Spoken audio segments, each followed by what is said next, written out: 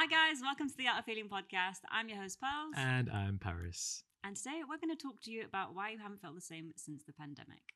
But before we do that, let's start off by just doing some grounding. So if it's safe for you to do so, let's close down our eyes. And we're just going to take a nice slow inhale through the nose and then out through the mouth. Tuning into the body. Inhale through the nose, out through the mouth. Last one, big inhale. And exhale with a sigh. Fantastic. All right, open your eyes if they're closed. Come back into the room and let's get into today's episode.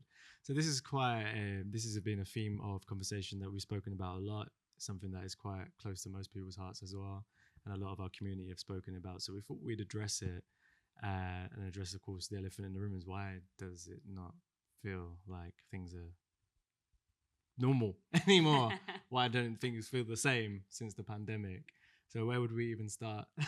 I think, this is a topic that I feel like has so many layers because I think there's lots of reasons why people don't feel the same. I think one, the pandemic for a lot of people threw them into, I feel like that the pandemic is like collective trauma for everyone. Yeah. Everyone went through this thing where we didn't know what was going on, what was happening, and the control of everything to do with our lives was in someone else's hands for a lot of people. And so that's one layer of it. I think there's a collective trauma of like what's happening, what isn't happening, and also all the loss and all the stuff that happened in that period.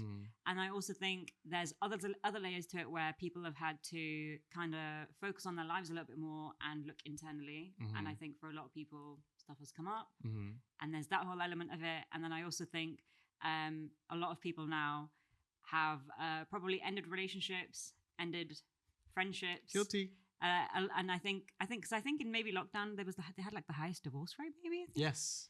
And just to interject on that, let's hypothesize on the reason why that was. Well, because people were spending more time with their partners, they weren't going to work, and they realized like, actually, I don't like this person. That I can't bear being with them. What's the saying?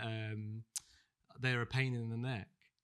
But that's because the manifestation of the emotions that are unprocessed are in the neck. Like, oh, they're a pain in my neck. It's like, well, yeah, it's because get rid of them. But I guess people were realizing like, hey, like I don't actually like my partner, or like we don't actually get on. Because if you think about it as well, I guess most people have, or like most people who work full time, let's say two partners work full time. How often would they see each other? On the weekend, if they're lucky. On the weekend, maybe in the evenings they have dinner together. Maybe they spend holidays together, etc. But in the grand scheme of time, that's actually not that much time. You spend more time with people at work than you do with your partner, technically. And so I think for a lot of people, when they weren't at work anymore and they were actually coming back home and they had to spend time in their homes with their partner, they probably realized, actually, I don't really align with you. Or actually, I don't actually really like you as a person. And now that I've actually got to spend more time with you, that's actually too much for me. Yeah, it's starting to be more apparent. Yeah, so it could also be the case that a lot of people actually did have strong relationships, but due to like what was going on and the added stress of like, is our lives in danger? What's actually going to happen? Are we going to be stuck in our homes forever? Am I going to get sick? Because some people were really worried about these things. Added to that, and then therefore they're putting themselves in the stress response, and therefore if you're both in that state, then that's when the problems start arising. You're not dealing with your issues how you normally would, because you're moving with this state of stress, and then that's what's causing the people to bang heads and then unfortunately break up. So it's not always the case of like, I realized that this person wasn't aligned with me. There's also like you were living through stress and it's manifested in your relationships, because as we know, when you're operating from the stress response, it starts showing up in your relationships. It starts showing up in the way that you handle your work or your hobbies. It starts showing up in the way that you think and feel. All these things skew your reality. Where, for example, if you're living in the state of fear of like, oh my God, there's this virus going around, I might die. You're not dealing with that, let's say, and then you project that onto your partner. So that can look like, blaming them almost for the way that you're feeling without realizing it. But this is just like a general response because we don't want to address how we're feeling. We put it onto someone else. There's a lot of reasons to why this could happen, but that's just one facet of relationships took a hit, but also I guess our mental and well-being took a hit as well. One of the main factors being we all got the chance to stop doing what we were doing. Yeah. You know, we got taken out of our routines. That's the Monday to Friday, whatever jobs we had, whatever hobbies we had on the weekend. You know, if you went out on the weekend, you couldn't do that anymore. If you did anything, anytime, If you did anything outside of the house, that was not happening anymore. yeah, you couldn't do it. There was a period where no shops were open apart from the supermarket. So I remember when you'd go to like Asda and they'd have like the sections that were not related to food cordoned off. And I'd be like, really? I used to rip the cordons off when I used to go past there. That's a bit excessive. Like, surely I'm allowed to garden in my own garden. Kids' toys? No, too dangerous. That's a different podcast episode. Yeah, well, it definitely is. But the point that we're making is that the way that the nervous system works, the way that we operate is that the body loves routine. It loves what it knows. It loves predictability. So when we were forced to be locked down and get taken away, you know, not only did we get knocked out of our routine and our habits, but also we had all our distractions taken away at the same time. For me, a lot of my distraction was going out on the weekend. I was like raving hard. I was like getting on it. I was drinking, taking drugs. All of that got taken away. So what happened to me? Everything started coming up. And obviously I'd already started my healing, I guess, a year before that, but I was still doing these things that I would say aren't too productive or complementary to my healing. And, you know, it forced me to look at myself, and it was really tough. I mean, this before the pandemic even hit, I said to myself, I had this goal of like, I'm not going to drink alcohol anymore, but I struggled to give it up, to be honest. But there was a period for a couple of months where I didn't drink because there was no one to drink with. Why would I? But anyway, long story short, we ended up, me and my friends, doing like a Zoom call where we had like a drinking game on there. I got really drunk. I passed out. I threw up everywhere. The next day I woke up and I was like, I'm never doing that again. I almost had forgot what it felt to have a hangover because it had been for so long. And then when it happened, I was like, this actually isn't worth it anymore. And that was the catalyst. Although I already had the kind of the intention to give up, I hadn't quite committed to it. But that was the catalyst for me to be like, nah, this shit doesn't work for me anymore. I need to stop. And, you know, that's just an example of my experience of something that I guess I was using to run away from myself. But because of not really having that space to do it anymore, it all caught up on me. And I think that's happened for a lot of people. It may not be drugs or alcohol, maybe other things that you were doing or getting involved with or taking part in. And because that got taken away, everything come up for you and you had to address it, or you didn't. And maybe that's why you feel the way that you're feeling. Yeah, I feel like maybe for a lot of people, when they've had because lockdown was for a long period. So for a lot of people, they spend a lot of time in isolation with no distractions, not really much escapism, not really much distraction of work. And now they have to sit with themselves and all these things are coming up for them. And then they've gone back into work without addressing it, but they know in their mind, like, actually, something's not quite right, or something doesn't feel right, or actually something is bothering me, but I can't put my finger on it, or what it is. And they've just tried to shove it back down again, and they're carrying on with their day-to-day lives, and it doesn't feel right for them. So I think that's the other reason why a lot of people haven't felt the same since the pandemic, because they're repressing their emotions. Because now they know. And it's harder to ignore something when you know it. Once you so know it's it. like a louder signal. Whereas before you maybe just were a little bit like numb to it or a bit ignorant to it. You didn't know what was going on. You weren't paying attention. You were distracted. But like when that distraction is taken away and you're aware of it and you're like, I should probably do something about this, but I'm just going to carry on ignoring it. The sounds get louder. The feelings get louder. It gets heavier and heavier and heavier. And that feeling of it's discomfort is what the feeling is. And it's harder to ignore. Yeah. And I think as well, just earlier on, what you were saying about like when your nervous system is dysregulated, especially in relationships, something that I think has probably happened for a lot of people is because lockdown was so long, it's thrown people, even if you were not dysregulated before, the state of being in that situation and experiencing what you had to experience and what we all went through created stress. It created dysregulation. And if you were someone that was exposing yourself to the news every day, for example, and you were keeping up to date, because like I had news notifications on my phone, but I've always had them, and they're not really something I'd pay attention to. But during the pandemic, I would get pings constantly on my phone, like notifications, because 10 deaths, 20 deaths, 50 deaths. Exactly. And it kept coming up, and I was like, wait, why? I don't get this many normally. And obviously it's a variety of news, and I don't even really pay that much attention to it, to be completely honest. It's just on there. It's just not something I've turned off. But getting that and being exposed to it constantly is a lot.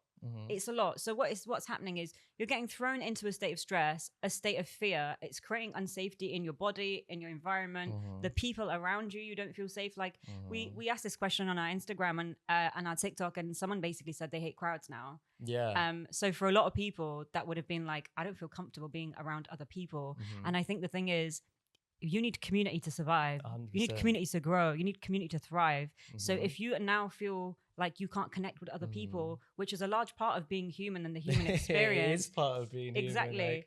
So if you're not able to connect with other people, or you're afraid of connecting with other people, then there's a large part of your life that's missing, and it's not going to feel right. But also because you're now being thrown into this stress, and your nervous system is dysregulated because you've been in this state for so long, and you've not completed the stress cycle to come back out of it. You've not created the safety back in your environment, in your body, in your surroundings to feel safe again. So what happens is you start to see the world very, very differently. Every single thing is a threat to you. Yeah. Like you see people now, even though it's been years since the pandemic, still wearing masks. Yeah. And, we look at these people and you think, well, there's nothing really going on. So what is causing you to still wear a mask? Even the people that have commented, they don't like crowds. Yeah. And the reason is because a part of them still fears that something might happen, the exactly. repercussions, because it's now programmed in their nervous system, in their subconscious. So it's like they've been subjected to this fear on a daily basis. And it's like unconsciously like, your body's now scanning the environment for danger. Even if like the person, for example, that struggles being in large crowds, it might not even be to do with being sick, but to them, their nervous system remembers, hey, you shouldn't be around people. Because don't be around people. Into you so don't much. be around people. So now, because it remembers that, whenever you have the thought or whenever you actually are around people, anxiety kicks in. You start feeling overwhelmed. You start feeling like you shouldn't be there. Yeah. You start feeling stressed because although you know that it's safe and you're not even thinking like I might get sick or like these people are dangerous, because they're not. Your nervous system is perceivably telling you, because it remembers, when we go through trauma, what happens is the body remembers what happens. And then when the body remembers what happens and it doesn't get released, it will always scan the environment for that threat. It's doing what it should to keep you safe, because, a time back when we lived in the wild, let's say, it had to do that because literally everything around you could have been dangerous. We don't live that way now, but our bodies still work that way. But if we get stuck, then even when there isn't a threat, the body still feels as though there is one, because a perceived threat and a physical threat to the body is the same thing. Yeah. And that's what we have to come out of, like you mentioned, the stress response. People are stuck in the stress response. And even worse is they probably, even before the pandemic, were in a stress response. This has just heightened all that. And that's, why if you look at the statistics, I think the UK is number 1 or number 2 for depression in the world. We've got one of the highest rates of anxiety. Suicide rates are through the roof. Every mental condition has gone up like astronomically since what happened. And there's loads of factors for it. When you break it down, it's because people have lost connection with themselves. They've lost connection with each other. We're less trusting of each other. Yeah. Our communities have been ripped up. The things that we used to enjoy doing, we can't find joy in them anymore. And we're trying to go back to a life that probably didn't serve us anymore before anyway. But we think that that's what we need to go back to, because that's what we remember as, this is when I felt okay. This is when I felt good. But the reality is that the only reason you probably felt or thought that you were okay is because you were so used to living in that state of stress that you were in. Yeah. A lot of people in the beginning when lockdown happened, I think a lot of the mental health that came up was because people had the chance to finally switch off, stop living that cycle, the hamster wheel. Of course, the stress, the cortisol, the adrenaline all drop. Your body finally comes into a state of rest. But then what happens when you're in a state of rest? Everything else comes up. Everything comes up. So you can imagine people that have lived 10, 20, 30, 40 years, keep going, have never addressed these things that have happened in their lives. All of a sudden, boom, all the things that they were using as a distraction, their relationships, their works, their social life, their hobbies, etc., all gone. So you can't distract yourself anymore. Boom. Yeah. And I think there's a couple of other things as well. I think one comment I read that was basically saying that this was actually the most time someone had spent with their family. And I think that's probably the reality for a lot of people. If you think about, like, especially in the UK, the way the culture is here, the way that you get up and go from the minute you wake up Rat to race. like, it's constant. And it's funny. I find that when people come from other countries to this country, they're like, yo, the rat race is real here. Like, it's just go, go, go, go, go. Especially if you go down south to London, like it's a different level over there. It's like that up here, but it's really bad down there. And I think, now that was taken away from people, they spent time at home, they got to spend time with their family, more time with their family than they ever had before, which is obviously going to give you so much fulfillment, so much joy and happiness. And now going from that to then going back into the rat race, let's call it, that's not fulfilling you. You're realizing, actually, this doesn't align with me. And I think as well, like, for some people as well, like, this is something that I experience, is that I remember the last day that they announced, this is the last day you're working, where there's going to be lockdown for the next 3 weeks. So we don't have anything in place for you to work. 2 weeks, flatten the curve. So yeah, they said 2 weeks, but we ended up getting like a month off work where we didn't have to work. And I remember making the joke, because obviously, you know, I had a job, but like, it wasn't my purpose and it wasn't something I wanted to do. It was just, it was a job to get money. Pay the bills. Yeah, exactly. But I remember thinking, and I remember saying, I'm going to go start my YouTube career, and I'm going to go do some art, and I'm going to go do this, and thinking of all the fun things I wanted to do now that I wasn't going to get to be at work. So what did I do when I wasn't at work? I did lots of art. I did lots of creative stuff. I really tapped into the parts of me that I didn't have time to tap into because I was working all the time. And I think that's the reality for a lot of people. Something that I saw there was a massive rise of was like baking and doing art and other creative things, like making clay rings. Like, there was so many trends over the entire pandemic. I think at one point, banana bread took over so much that everyone was cooking banana bread. Every single person was cooking banana bread. Banana bread slaps, by the way. Definitely cook it if you haven't. Every single person was making it, and you'd go into the store to get flour for something else, and there would be no flour because everyone's bought it all. So yeah, I think a lot of people really started doing a lot of hobbies and things that they enjoyed, which I don't think most people like. You might like your job, but it's not your purpose for a lot of people, and it's not something you enjoy. For the majority of people, the reality is we work to get money to pay bills. And then when we have time, we do the things that we really love. And if we have the energy, if we have the energy and the time, and if we don't have other responsibilities or commitments. So lockdown really gave a lot of people that space to do those things. And I think when we were thrown back into, hey, you got to go to work now, a lot of people don't feel fulfilled anymore because they're not doing the things that like spark joy in them. That was something that I realized as well. Like, I went back to work and I was like, it's a perspective shift. Yeah. You know, the thing was, I always knew that I wasn't going to work in that environment for a long period of time. But I think lockdown really put it into perspective because I was like, I don't want to do this anymore. This is not really tickling my fancy. I'm bored of this. And I realized, I actually want to do something a bit more creative. I want to do this. I want to do that.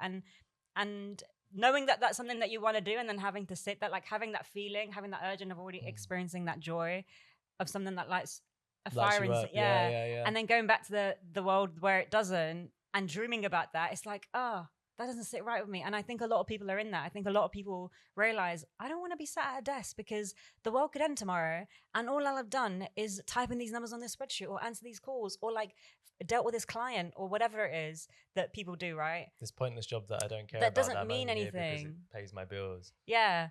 So I think that's the other reason why a lot of people feel like they haven't felt the same since the pandemic, because for a lot of people, they really enjoyed the pandemic. I had a great time. It was lit. I met you. Yeah, we met.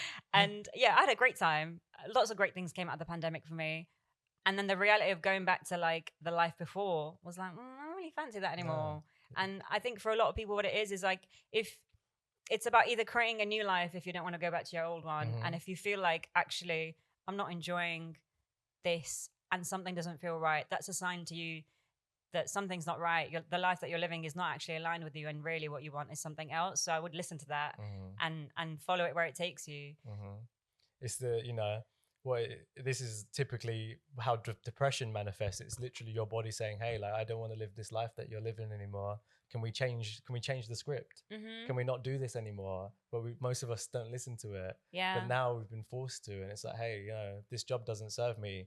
My friends don't serve me. This life that I've been living doesn't serve me. I've not been doing things that have been bringing joy into my life and make me happy. Because we kind of do a top-down approach. We leave school, we go get a job, and then work becomes like the top of the pyramid.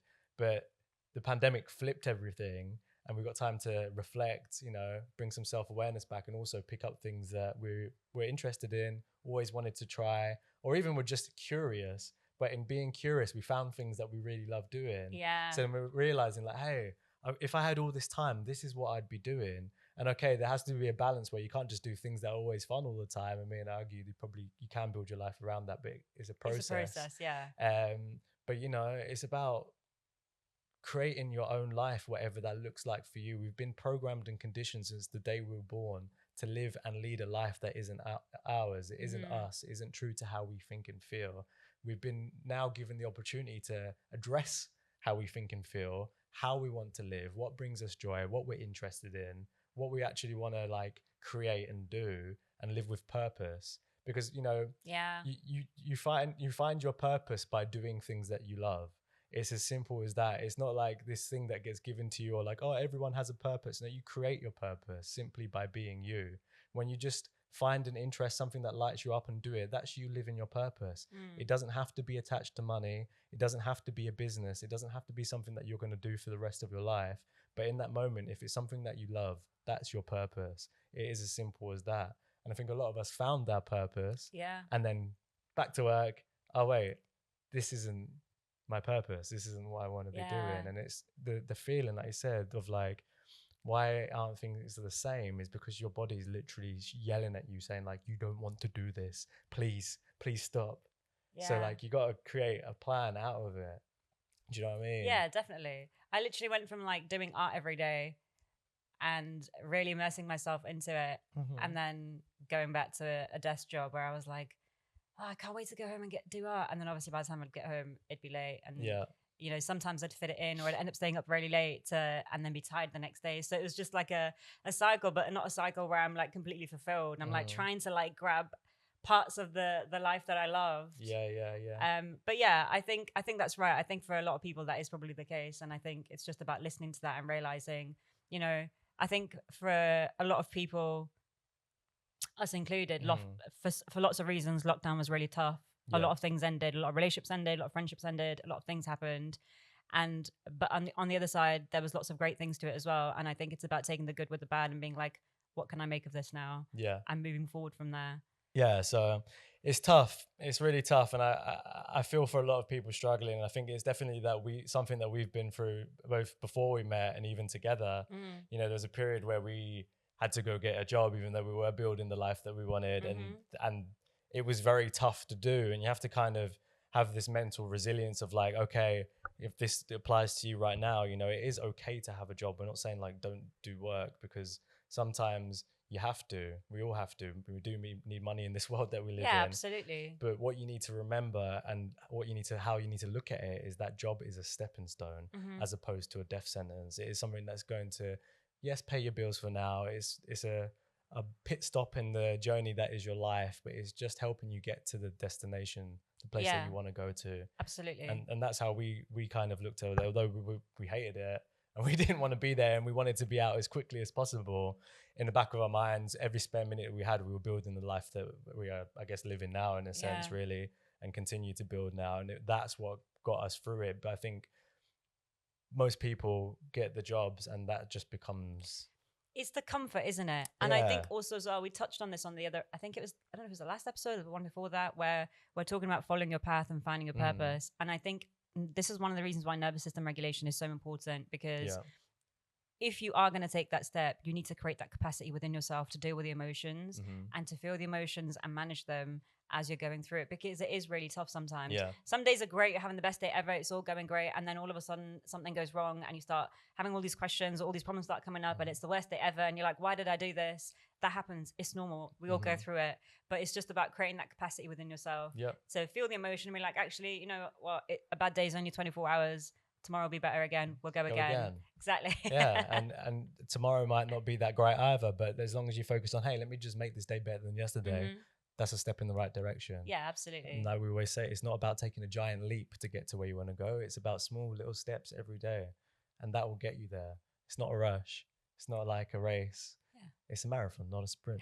But yeah, honestly, it's an interesting thing, this whole I guess, the situation that most people are in with the way they're thinking, the way they're feeling now. But it all comes down to, you know, our bodies being thrust into a state of survival, and, you know, the nervous system loves safety. So to the body, having like a 9 to 5, having that, you know, guaranteed paycheck every month, week, whatever it is like, this is comfort, this is reassuring. So it's so hard to get out of that when you've been in it for like a year, 2 years, 3 years, 5, 10. You imagine it's just every year is reinforcing that. Like, because your brain prefers a familiar hell than an unfamiliar peace. Yeah, of course. And that's just how it goes. So you've got to teach your body, actually, I don't want to do this anymore. I want this one over here. Yeah.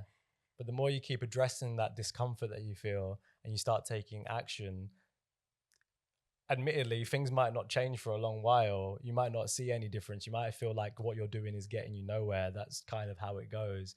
But then eventually you will start seeing shifts. You will start showing up. You will start seeing different things start happening in your life, and you will start taking this different direction where things will start working out for you. It's like the life that you are building is very different to the life that you're living now. And to get there, you have to let go of the life that you're used to. And it's a process of addressing the discomfort that's felt, because that's what you're going to be creating by choosing that path. Yeah. But the reality is, you know, most of us we're at a crossroad. We can either take the path back to the life that we had, which is just as stressful, right? But where it's familiar. Yeah. Or we can take the life that we truly want deep down, that is going to be unfamiliar stress. The feeling's probably going to be the same, but we don't have any guarantees that it's stepping into the unknown. The difference is, one is probably going to make you happy. The other one is going to leave you with that feeling that you have right now still, because that's the, you know, your body saying, yo, I don't want to play this game. But basically, there's discomfort on both sides. So you might as well choose a side that's going to make you happy. Pick your poison. So yeah, as always, we've got a tip for you today. Obviously, a large part of what we've been talking about is mental health, finding your purpose, doing things that you love. So the tip for today is to bring self-care back into your life, into your routine, and also bring some joy, because joy is the biggest part of life and the healing journey. We would recommend to create a list of love. Now, a list of love is basically a list of things that you love. It really is that simple. So things like your favorite blanket, candle, taking a bath, doing art, watching your favorite TV show, eating something you love, or doing an activity that you love. Make a huge list of it, of all these things that you enjoy, that spark life into you, spark joy into you. And whenever you feel like you're stuck, or whenever you feel like things are not going the right way, or whenever you need a little pick me up, revert to that list, pick something off it, and dive in and feed your soul and go from there. And an extra pro tip, just work on doing one of those things every day. Make space in your day to just have that little bit of love, that little bit of joy, that little bit of like, I really enjoy doing this thing, because that's healing in itself. Yeah. And, you know, you're not going to have every day that's perfect. You're not going to feel great all week, but the majority of your week, you should feel great. And if you don't, that's a massive indicator that you're not living the life that you should. And it all starts with bringing more joy into it, right? So yeah, the list of love is so powerful. If you really want to get creative with it, paint it, draw it, do something cool with laminate it, put all the colorful things on it, stickers. I love those 3D stickers. Get some of those on it. We got some really cute Hello Kitty ones. Yeah, we do. And stick it on your wall, stick it on your fridge, stick it somewhere where you're going to see it all the time, so it can remind you that actually, you do have lots of things to be joyful about. You do have lots of things that you enjoy and love, and tap into them. And I imagine that doing this for a while will start bringing the joy into your life that you're looking for, but also will encourage you and empower you to start doing other things that you love and taking the leap into the direction that you'd like to go. Because, you know, for example, if you love art and you start doing a little bit of art every day, and then you're like, hey, actually I could sell art, and then you start making it, and you, before you know it, you've got an Etsy website and you're selling art to people, and people are buying your prints, and it's going crazy. So one small step, just do things that you love, and you'll end up where you're meant to be. That's it. Accidentally found my purpose, and now I'm making money from it. That's how it happens, honestly. It all happens by accident. But yeah, thank you so much for listening. Just before we check out, we just want to tell you about Shake Therapy. We launched that this week. We did. It feels like it was ages ago. 2 days ago we launched it. 3 days ago. 2 days ago. But anyways, if you haven't been to our TikTok lives, or you've been part of our community for long enough to hear us talk about it, we have been speaking about it and ranting and raving for a while. We've created a whole entire process around regulating your nervous system, bringing your body out of survival back into a state of safety, so we can actually activate the natural healing process of the body, so you are able to release the tension, trauma, and stress that's stored there in a way that is effective, safe, and also highlight fun. So we launched that this Wednesday. It went really well. We had 30 shakers with us. It's an entire process where we tune you into the body through body scanning and meditation. Then, of course, we take you through a somatically led process with a DJ set, because we are DJs, something that picked up in the pandemic, actually, funnily enough, when I asked myself, hey, what have I always wanted to do or be, but never did? And here we are. Yeah, I envisioned DJing in clubs, but it turns out we did that and this now. So here we are. Anyway, and then, of course, then we bring you back down after that process with some grounding that's may bring up some emotions for you, but again, this is all part of the process, and it's done in a safe environment where you're able to do so. And the beauty of this process is you don't even have to revisit the trauma or the stories. It's all body focused, so you're just tapping into your body.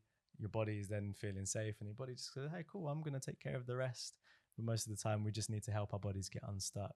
So yeah, if you're interested in that, I believe we will put the link in the show notes, so you can join the next one. It's online, so no matter where you are in the world, you can join us. Come in. We'd love to have you. And yeah, anything else? Oh, I think that's everything. Yeah, and if this episode maybe has resonated with you, or there's anything that you've been through in the pandemic that maybe we've missed, or you'd like to add or touch on, drop a comment in below, or even message us, because we've discovered that this is something that probably isn't spoken about enough. And also a lot of us have been through similar experiences, and I think it is really important, like you said earlier, like to find community. And healing only happens in community, not in solitude. We say this all the time because it's the truth. Most of our traumas came from toxic relationships and toxic environments. So in order to go back to healing, we have to find healthy environments and healthy relationships. So yeah, let us know there. But yeah, and also this topic is obviously very layered. There's so many different reasons as to why people haven't felt the same since the pandemic. We've covered some of them. We could probably do millions of episodes on this. So if there's if there's something that you feel like we've missed, or something that you'd like us to touch on, or even if you want us to talk about a different topic, just send us an email or a message on one of our social media platforms, and we'll take it and add it to our list of topics to discuss, because we request topics all the time to talk about. So yeah. Yeah. And also as well, if you feel like you're looking for community, we also have a community WhatsApp group, because I know we spoke about that at the beginning of the podcast. So yeah, if you would like to join our community and meet other people on the healing journey who have gone through something similar to you, then we'll also leave that in the show notes, and you can join our community too. Yeah.